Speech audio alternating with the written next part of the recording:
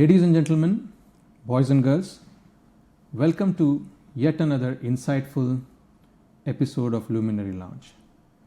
This is where we explore insights from lives well lived. In this episode, I have somebody who wears multiple hats and wears them really well. So I am thrilled to be sitting down for a conversation with Mr. Sunder Madaakshira. Welcome to the show. Yeah, thanks, Doctor. Thanks for having me here. I'm very delighted to be part of this. Thank you. Now, Mr. Sunder is the Chief Marketing Officer at Sinch India. He is an advisor to the Government of India on digital initiatives. He also is on the Advisory Council for Harvard Business Review and is a faculty in the top management schools across the world. In addition to this, as I told you earlier, he wears the hat of translating philosophy, ancient philosophy, into practical knowledge and is a classical Carnatic musician, having been trained in Veena. So in this episode, we will be unraveling the workings of a mind which is able to handle these many things and do it well.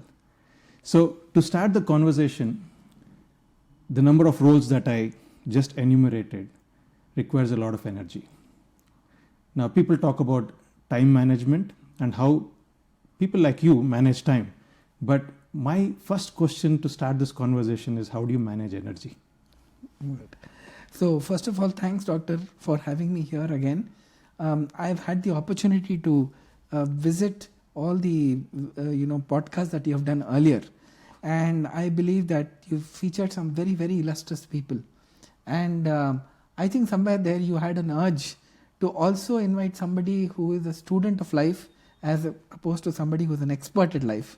So definitely I will share my perspective, but as a student of life, I'm learning, and I will share my learnings. We've got a long way to go ahead before I sort of qualify anywhere to be in the category and the league of people that you've featured. But I think the way I look at energy is, see, there is, I have always believed that if you want to make a check on whether whatever you're doing is something that you really want to do, and is it giving you some kind of fulfillment. One golden test of that is that at the end of it, you don't get tired or your energy doesn't go down, both mentally and physically. You can virtually do it for forever. Just remember or try to recollect the day of your wedding, or the day in which you were organizing a wedding, as someone who's very in the core team. It could be a sister or some brother, anybody.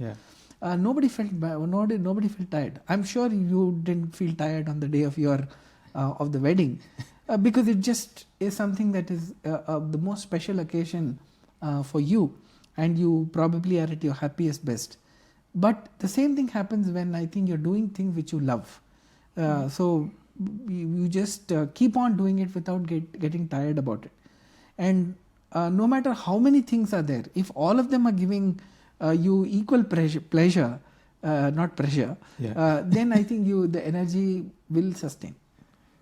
Now, you did mention the energy management in a very nice way. How do you manage time? Now, yes, you feel energized by doing whatever you're doing and you enjoy it. But what about time? To be honest, I think I still am learning this and perfecting it as we go along.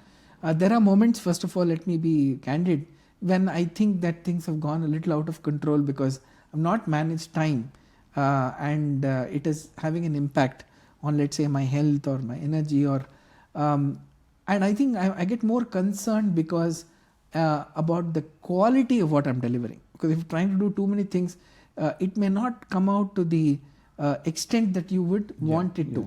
So there is a bit of a concern there. But having said that, I think having in discipline is very, very crucial. There is a saying which says that if you want something to be done, give it to someone who is the busiest in the office. He will get it done. Why? Because he's doing 100 things, he'll do the 101st. But for a person who is doing 3 things in a day and struggling to do those three things, I think he'll complain about why not 1.5 things. and sort of do that. So I think I recognize one thing about myself is that there are multiple factors about which I have some very strong passion about, and all the things that you mentioned are things that I think I knew from when I was a kid, that somewhere there I would like to do this. But again, God has been just too kind that He gave me an opportunity to do all of this and feel happy about it. For many, actually, philosophy might feel a lot of work, trying to understand, especially ancient philosophy.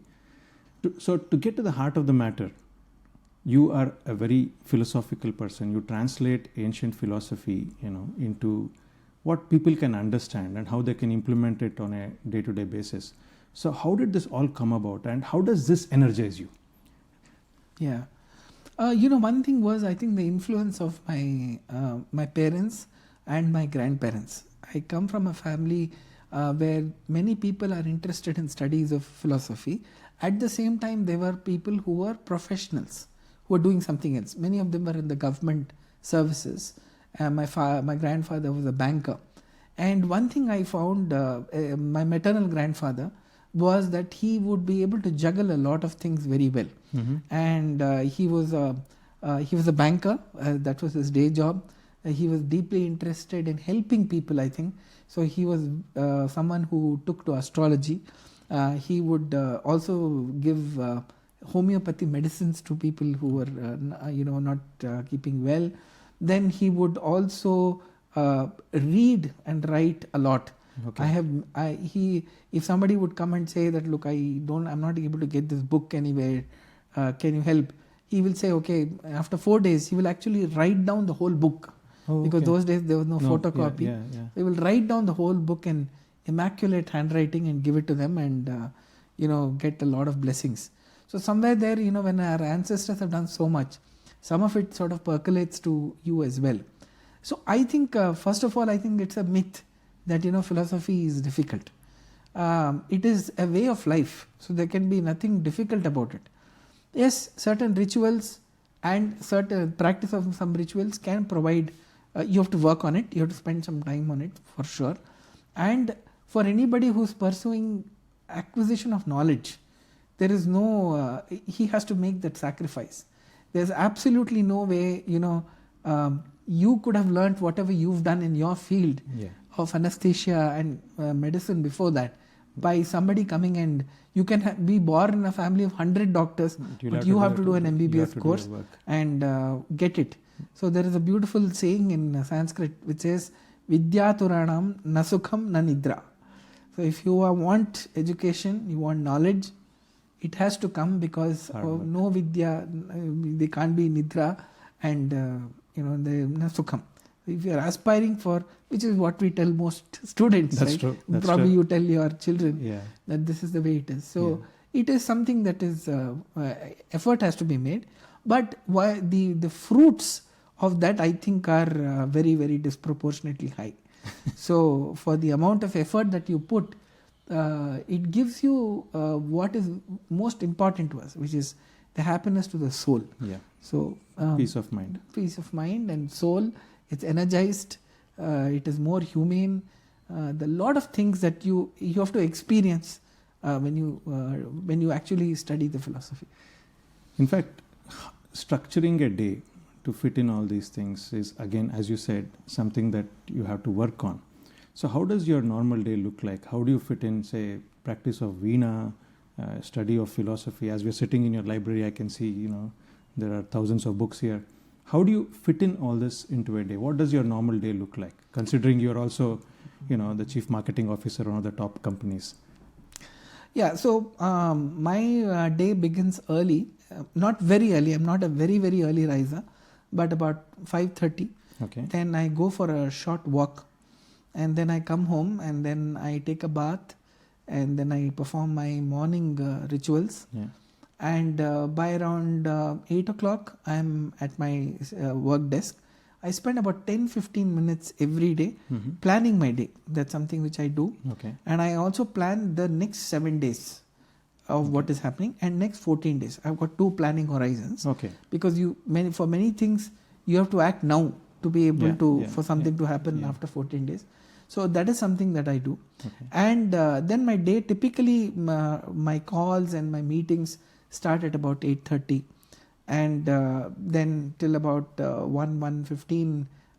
Of course, just before that is breakfast, and then I go on till about 1:30. Then I take a short break for lunch, and then towards around 5 o'clock is again work and meetings. In between, I try and see whether I can catch a common window between my teacher and me, like during lunch break. I'm learning from two teachers, two great scholars and great teachers. I learn the scriptures from them. I'm currently learning the Upanishads, as well as a text called Vishnu Tattva Nirnaya, one of the Sarvamoola Granthas of Madhvacharya. So these two I learn, and somewhere, or it happens post 5 o'clock. So around 6:37 is when I'm done with all of this, and then we meet as a family, because that's when we all converge from different parts, and we spend time. We love spending time with each other, and we all share whatever happened during the day, and that is when we are not busy pulling each other's leg. We have a lot of fun at each other's expense. Somebody coming from outside must be thinking that this is a mad family, And then again at around 9 o'clock, we all go our separate ways, and all three of us are readers. So then that's a reading time. So we go on till from 9 to around 11 o'clock. And of course I travel a lot. That is one time that becomes a bit of like my me time, especially the travel time. When I read more, I spend a lot of time reading. Especially in the flight mode. That's the best time, I think. You don't have any interruptions on your mobile, and then you get your time to... Again, God has been kind. I don't have this travel sickness, so I can read in a book.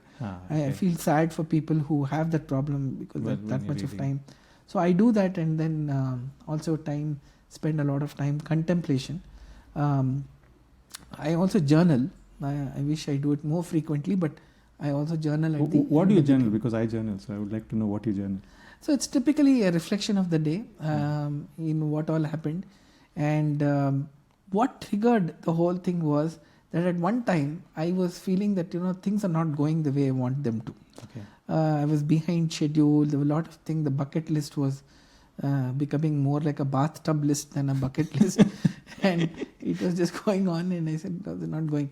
But when I started journaling, and there's a technique called the time travel technique, where you travel, imagine that you've traveled 5 years, and you're reflecting on the current state. Well, how would you? What are the things that you should avoid doing so that you get to your desired state? And similarly, there are other time horizons also. Saying go back 5 years and then think about what all you wanted to achieve. It's a letter that you write to yourself 5 years ahead. And 5 years. That's one of the exercises that is done for ambition and aspiration. Yes. So this is a very effective tool for me, because I realized that I decided that I'm going to write all the things which went right in green, and all the things which didn't go well in red. I'm also a teacher, so this green-red thing comes very easily to me. But I realized that it was so much green and hardly anything in green. Also in red, that I said, no, I think I'm being just ungrateful and just nitpicking on my life. I would, if anybody else had told me that this is what's happened in their life, and they had told me that things are not going their way, I would have had a healthy laugh at them. So I think so that changed my perspective.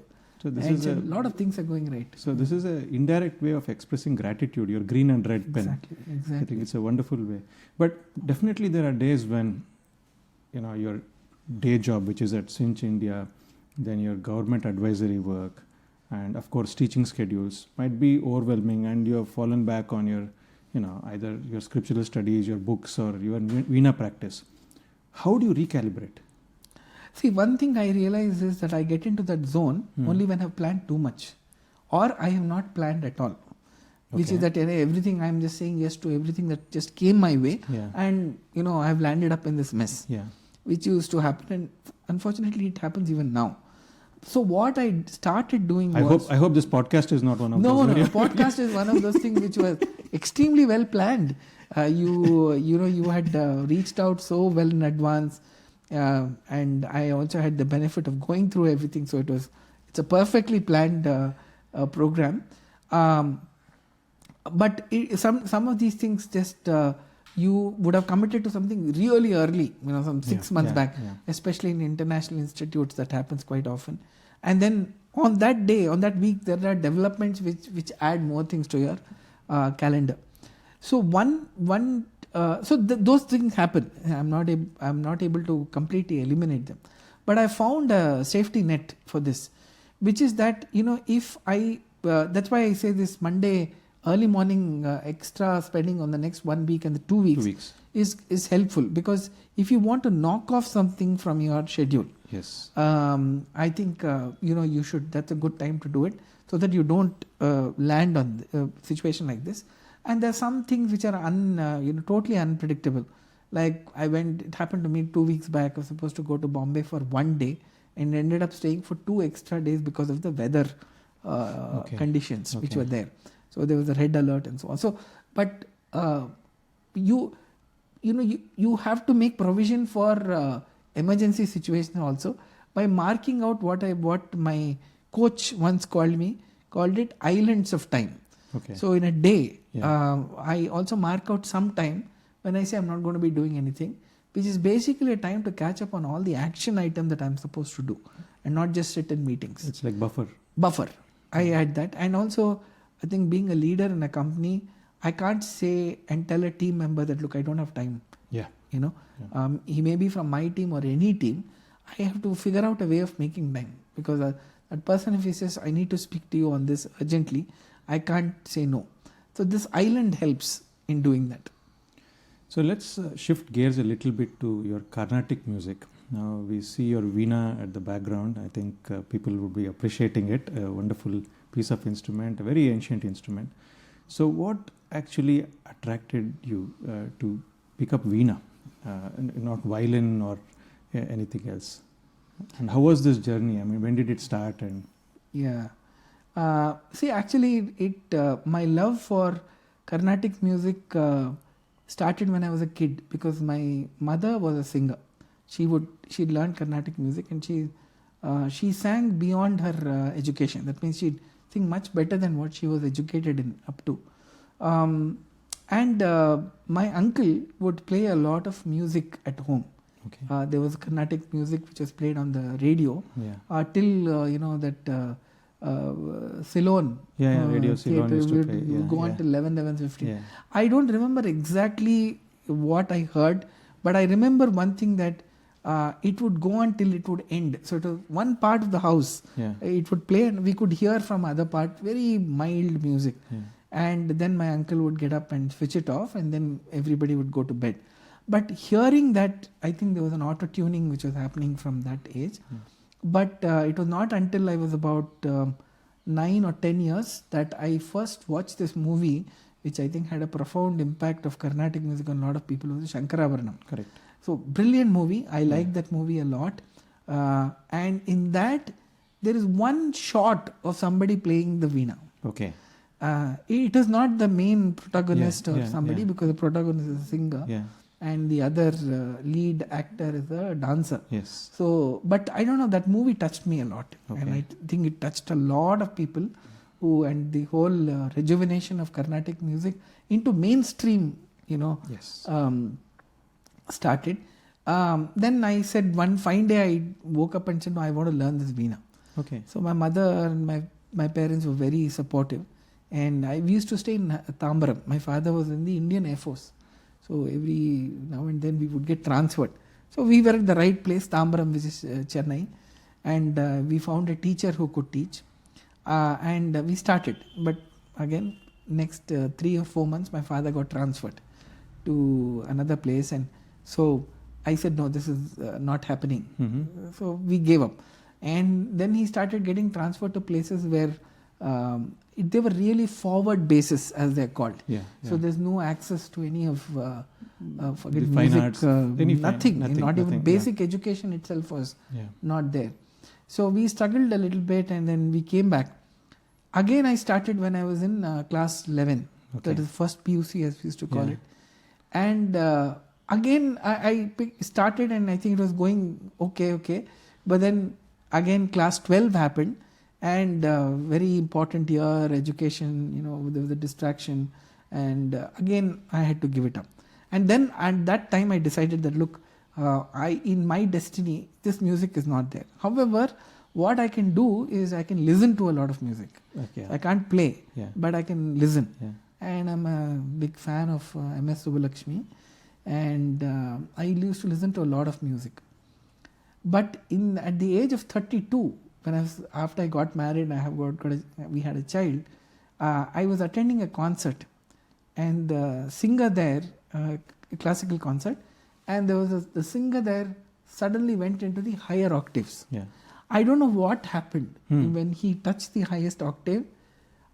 My cousin was sitting, a few seats away. We had all gone, Okay. Cousins group, to listen to this.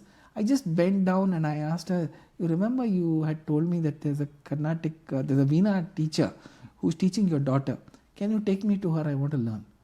So she said, yeah, but is this the time to ask? When we are in the thick of this class. I said, no, I want it done. Say yes, otherwise I'll keep asking you and spoil the day for you. I threatened her and she, had to agree. And very kind of her, she took me to the teacher and that's where the journey began and went on for about 14, 15 years that I learnt. And so that's a little bit about Veena. And what also impressed me was, in my life, I had the opportunity to meet MS Subbulakshmi many times. Many times. Many times, So yes. this is people would probably take it as a fortunate thing that if they have seen their concert, but you are saying many times. Yeah. Many times. And after my MBA, when I moved to Chennai, that is when I was staying in a house very close to her house. Oh, okay. That was the second thing actually. Before that, what happened after I finished my engineering, my father and my mother had gone to attend a Air Force party, and my father just very casually mentioned that hey, my son is a big fan of MS Subbulakshmi. It's very rare that people of his age are interested in Carnatic music. I don't know, he just has taken a lot to it. And the person who was there, my father's friend, Wing Commander Ramchand, who unfortunately passed away recently, he told me that, hey, you don't know this, didn't you attend my wedding? And my father said, yeah, of course I attended your wedding. And you remember who sang at my reception? It was MS Subbulakshmi. She said, yeah, oh yes, of course. How do you? So she said, hey, she's my wife's aunt. And they're going next month to visit her. If your son would like to meet her, she'll be happy to tag along. I mean, he can tag along with her to meet him. So I went. This is my first visit to Chennai, and there's an interesting story about I've always debated which is the most melodious voice I've ever heard in my life. Yeah. So since I'm an MS Subbulakshmi fan, the answer seems obvious. Yes. But there is is kahani maybe twist. So I went to Chennai. It was a very warm day. I was supposed to go to Meera auntie's house, her niece, in Anna Nagar. And we were supposed to sit in their car and then go to MS Subbulakshmi's house. And I went there and it was about... so I went in the morning. I had my breakfast and that's all I know. I just went into my room. It was so warm. As they say, there are 3 weathers in Chennai. Some summer, some mist. And I came out of the room. What age was this? This was when I was about 20, 21. Okay. I just finished my engineering. Okay. And I said, look, what is happening? And I didn't have a watch. So I was looking everywhere for what is the time. And very surprisingly, the whole place where I was staying, I just couldn't find a watch. Okay. So I'm wondering how do I find the time? Am I terribly late or I have time? I have no idea. No idea. Okay. So there was one gentleman who was sleeping on the corridor. Okay. I didn't have any other alternative but to wake him up. Yeah. I told him, what is the time? He looked at his watch and he said, it's 1:30 in the afternoon. Okay. I think that was the most melodious voice I've ever heard. because it was 1:30 and I still had time to go and meet MS Subbulakshmi. I thanked him for his voice more than MS Subbulakshmi's voice. So then, of course, then I went there and, Meera auntie gave me a plate full of fruits. And while she was getting down from the car, all of us were getting down from the car to go into her house. She said, go inside, just ring the bell, we'll get they've got some gifts and everything. So they took a while and I think I was just that fanboy moment. I just went inside and rang the bell. Yeah. And the door opened and MS was standing there. I almost dropped that plate. And it was a great meeting that we had. So sorry, I went off. No. It's in fact, I would probably go down this, question of what did you learn from her, which I think is quite appropriate, especially for younger musicians or people who are doing fine arts, who are listening to this conversation. Is there anything that came out of that meeting or further meetings? As you said, you had multiple meetings with her. Yes. After many years, I moved to Chennai. And I'm not that familiar with Chennai. So I didn't know that my house was very, very close to where she stays. So I went to her house and by the time she had grown, of course, much older. And her husband had passed away and she had stopped performing altogether. So she was mostly staying at home. And her son had once, requested me that I can be with her when he's got some important errands to complete. Yeah. So that became a repetitive thing that he would call me and I would go and spend. So you spent a lot of time with her. Yes, I spent a lot of time with her. But one thing, there were a lot of things to learn from her. But I think this whole thing about that Vidya Dadati Vinayam, if you want, an epitome and a personification of that thought, which is that, if you are truly educated, yes, you will have that humility which goes with that. Yes. That is like, if you're a doctor, so if there's a disease, it shows up in a certain way in a report, right? So I think somebody is knowledgeable or has that education, and especially, the divine education, yes, it shows in the form of the humility that was there. So, one thing, you have to really pinch yourself to say, oh my God, all these pictures of all the, she awards, was taking everything. pictures with Yes. Pope and the kings and prime ministers and everybody. But at heart, she was very, very, very down to earth. It was like a grandmother moment for me. Every time I would meet her, not once, every time she would talk about very, common things and very, very concerned about everyone. If you said that, you skipped breakfast, you had it. She'll say, first you've got to have breakfast, then we'll talk. And she'll go and get up and start doing things herself. So very embarrassing, to even say this. But very, very hypersensitive person. But the moment you touch the tambura, she would go into she's a different human being. Okay. She was fully into it. You had to virtually shake her and wake her up. And it has happened many times when, kids would come and say, somebody would get a child and say, please bless her. She learnt a little bit, so she liked to sing in front of you. Or they sometimes would request her to teach a song. Yeah. And the moment the tambura will play, she was...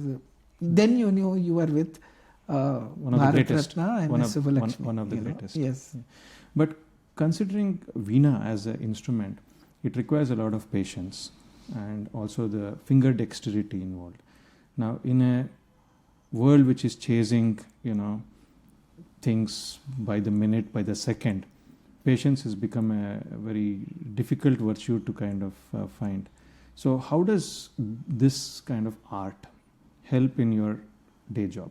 Or how does it kind of do the neural networking, I would say rewiring, as we can call it, and how does that help you?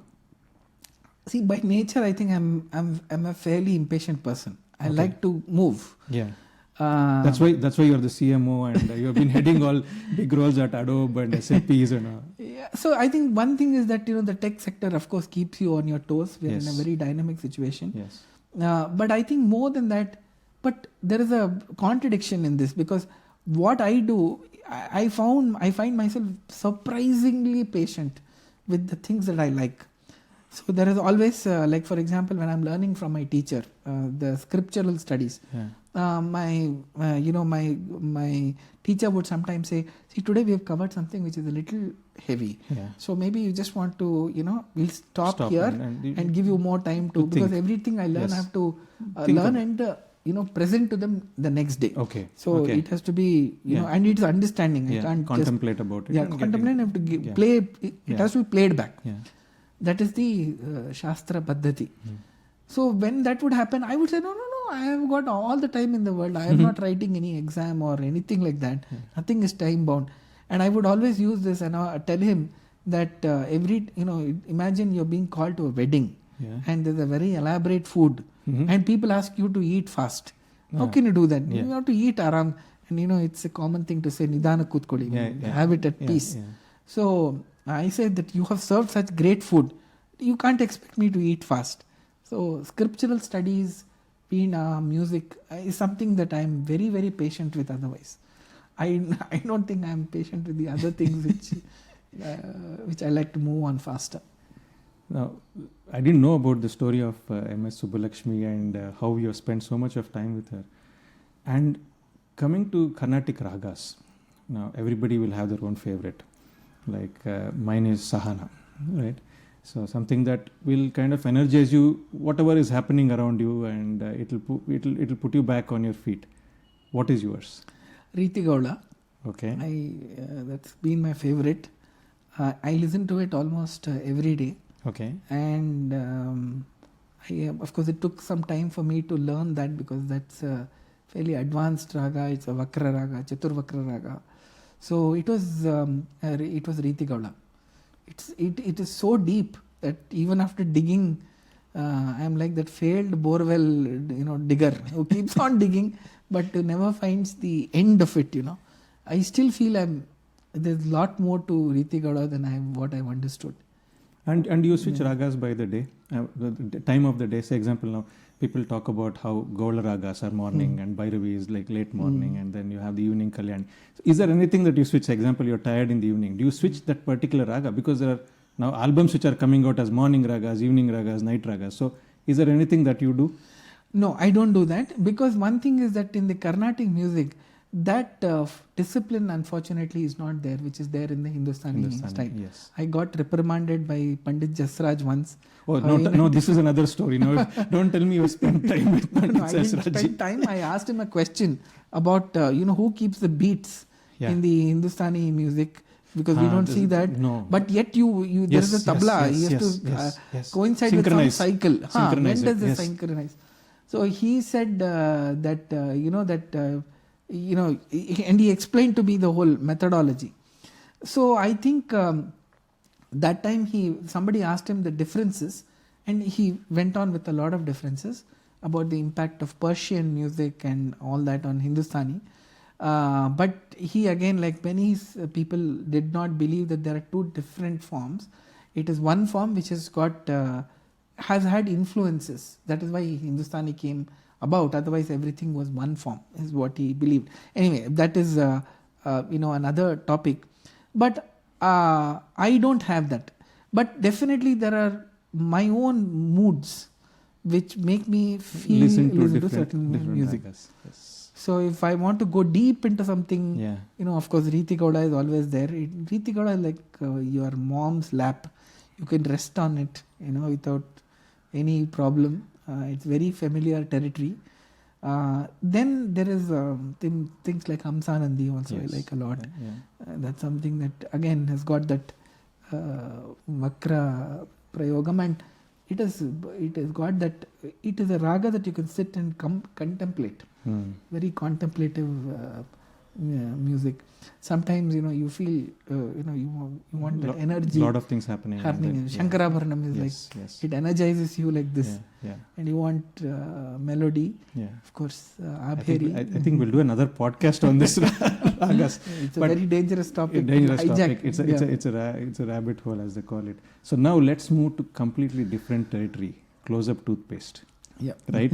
Now, for people listening to this, he was once upon a time in Hindustan Unilever, and heading the entire close-up brand, if I'm not mistaken, right? Yeah. So knowing that it's one of the top companies in the world, how did it change you as a person working there? I think working with Levers was one of the most, what shall I say, most gratifying, most fulfilling career that I've had. So one thing was that people who worked with HLL would always correct if somebody says, he worked for Hindustan Unilever. He said, no, we work for Hindustan Levers. It is the same organization, just that it was called HLL and it was a matter of big pride. So the year that I joined, one of the business magazines, I don't know which one, carried an article about how 70% of the people who were CEOs of Indian companies were actually ex-Levers people. So is it true? Now I don't know. Okay. But that was obviously true, because they had listed the companies and said, look, the CEO of this company, it was in Levers between this time and this time. So it's a very well researched article back in, I think, 2000, if I'm not mistaken, 2001. So one thing was, what I liked about Levers was that being a student of marketing, it opened me up to one thing which you probably don't catch in a B school, which is the strength of a company comes all from great brands, no doubt, but it's also coming from great distribution. Okay. So this whole thing about supply chain management and distribution, the network and the network of retailers, wholesalers, rural, markets, etc., I think was fantastic. I think that the other thing which struck me, this is from a pure subject matter perspective, and of course, if you are a brand manager of Close-Up, we used to sit on that fourth or sixth, now I'm getting confused, sixth floor, I think, of the Hindustan Levers office back in Reclamation Bay in Bombay. That one floor had all of Levers brand managers sitting together. So if there is any, there's brand management gyan per square feet, I don't think you can find it in any other place that this was absolute 24 karat gold for a student of marketing like me. Brilliant. You just had to walk across and find out how somebody has, and Close-Up was one of the smaller brands. So you had people like Surf and Rin and Lux and Dove, and these guys would, so you had a lot of learning that you could get from people who applied, things in various contexts and all that. The third thing, I think that is what I think was probably my biggest learning, was about this can-do attitude in a team. Okay. Levers, we were taught that, if somebody is handed out a plan to you, be very sure it is very well thought through. Okay. So you need a very good reason why you think it won't work. Okay. So people were open to hearing it, but you need to be really good at saying that, look, this plan won't work, especially if you're being handed out a plan. So there was a big can-do attitude in the company that you're given a task, you just go out there and achieve your targets. I don't think I've seen that pedigree of people and the decision-making skills and that speed of movement, at the same time that process-driven approach to marketing and sales anywhere else. Any guru or any mentor from there that you fondly remember? All of them. All my managers, all my people. So you go through a very elaborate training program. I met some fantastic people. Amongst them, I think I would like to call out Ashok Venkatramani, who was my regional sales manager at that time. He then went on to occupy very senior positions within Levers, and then was the CEO of Star News. Adding to that 70% data. And he, I think, had a very big impact on me. And what was that unexpected lesson that you learned from him? Life lesson? Like which later on as an afterthought came that, yes, this is what I have learned. It was probably not evident when you were learning. It was a lesson like that I learned the hard way. So I was doing my sales training in Chennai, and it was my first day at work, first day of training, and Ashok had asked me to go and visit a market. So I visited the market. It was May 1st, I remember, and it was blazing in Chennai. And because I would go there as a market management trainee, and all the sales guys would have leverage my presence.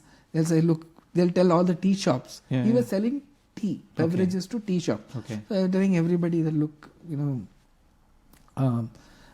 this guy has come, he'll be the next area sales manager. So please be good to him and just buy more from us. Don't argue. And that guy would this one. But as in exchange, that guy will say, sir, it's your own tea, so you should have a cup of tea in my office, in my home. So this, we had to cover 40 shops. And I realized around 3 o'clock in the afternoon that I had had my 19th cup of tea. Okay. Which is definitely not my cup of tea. After 19, you are an anesthetic. Without anesthesia, I fell, I fainted. And so Ashok called me to the office at 6 o'clock. And he said, what did you do during the day? Come to the office.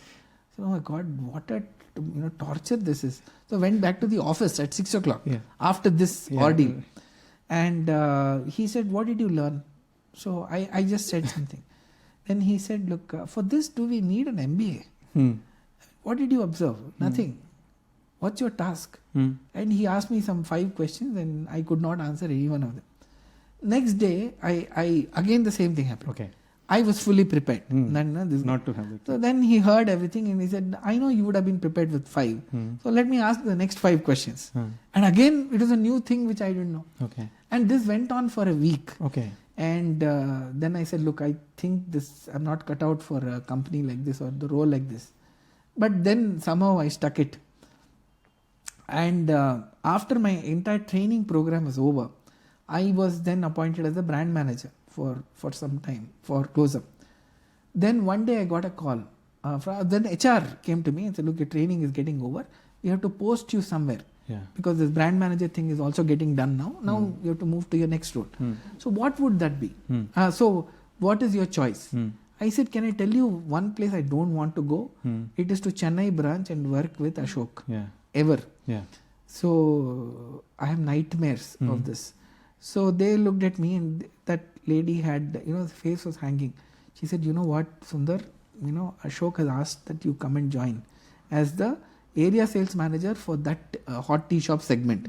I said, no way. I'd rather die than do this. I won't go. We never had that, chemistry and all of this. All of that happened and then she said, okay, let me see what I can do. And she left. After some 45 minutes, I got a call on my landline. That is what was there at that time. And it was Ashok. And he said, Ashok, what am I hearing that you don't have some chemistry, biology, physics and mathematics with me? I don't care for what you have. I need mathematics. I need numbers to happen, sales numbers to happen. So I want you in this role and please come. Day after tomorrow, I want to meet you in my office. And he cut the call. He said, what is this? And then the HR gave me a perspective, saying, Sundar, he's got such glowing things to talk about you. How come he said, no, I think you got the name wrong. Something must have gone wrong. He doesn't have any good opinion about me because I didn't live up to what he wanted. So when I went back to Chennai office, he said, look, Sundar, this is a very tough channel. And I wanted somebody like you who can manage this difficulty. So you did get the rough end of the stick because I really wanted you to be very good at what you do. And, I didn't have time, enough time to take you through everything. So it was an accelerated learning. I said, very, very accelerated learning. So then, and he said, after doing all this, you don't want to work with me. And I don't want to give this role to anyone else. You tell me that you're taking it and all of that. From then on, of course, things changed so much between me and him because I understood the intent of what he was doing. And I'll never forget Levers. I will never forget the great people I worked. And I can go on till tomorrow morning about Levers and especially Ashok for what he gave me. Now, moving to something different from corporate marketing, you're also involved with the government, right? As an advisor to the digital initiatives. Can you tell us a little bit more about what you do and how different it is from the corporate role and how difficult it is to roll out, say, across a country like India with 1.3, 1.4 billion population? How do you roll out initiatives? Yeah, so the charter for the National Digital Innovation Council is to work on how digital platforms, products, tools, networks can be used to better citizen utilities. Can you give us an example of? Okay, so let me take something which many people in your audience would have experienced, which is Digiyatra. Yes. So that is one of the initiatives about how do you make the entry secure at the same time frictionless. Yes. So, and how do you progressively go towards no touch security and absolutely frictionless movement all the way inside. So that's still work in progress. What you see now, I will not like to reveal what is going to happen because you have to test it out. But right now you can see, if you've traveled recently, you would have seen the impact of that.